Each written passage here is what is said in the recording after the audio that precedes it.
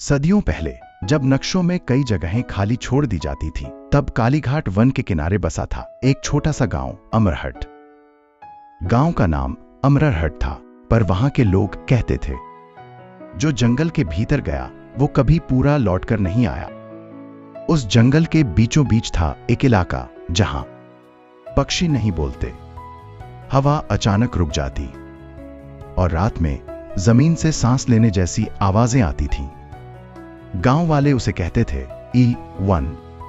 अमरहट में रहता था कालू, एक गरीब लकड़हारा, पतली देह, धंसी आंखें और चेहरे पर हमेशा थकान। पर उसकी सबसे अलग बात थी, वह डरता नहीं था। लोग कहते थे कालू के भीतर डर मर चुका है, पर सच यह था कि कालू ने डर से बड़ा दुख देख लिया था। उसकी पत्नी कई साल पहले जंगल में गायब हो गई थी। लोग बोले E1 ले गया। कालू ने विश्वास नहीं किया, पर हर रात उसे सपने आते, काली जड़ें, नीली रोशनी और कोई फुसफुसाती आवाज। कालू, मुझे भूल मत जाना। वह दिन जब जंगल जाग उठा, एक अमावस की सुबह, जंगल असामान्य रूप से शांत था। कालू कुल्हाड़ी लेकर निकला। जैसे ही वह E1 की सीमा के पास पहुंचा, उसकी कुल्हाड़ी अपने आप कांपने लगी। हवा में सड़न की गंध थी, पेड़ों की छाल पर अजीब से निशान थे, मानो किसी ने नाखूनों से खुद को बचाने की कोशिश की हो।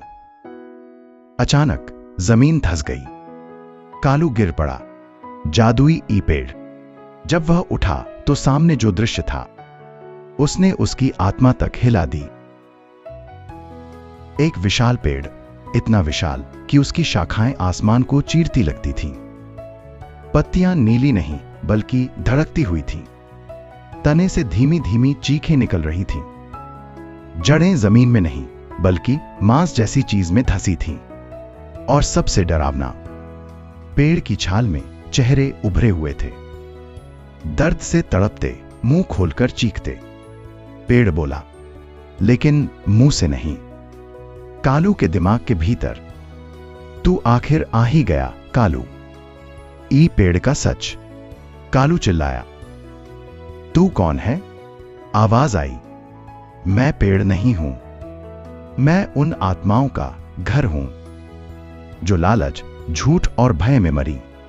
पेड़ ने बताया, सैकड़ों साल पहले यह जंगल एक पवित्र स्थान था, लेकिन राजाओं, साधुओं और व्यापारियों ने यहां बलि और तंत्र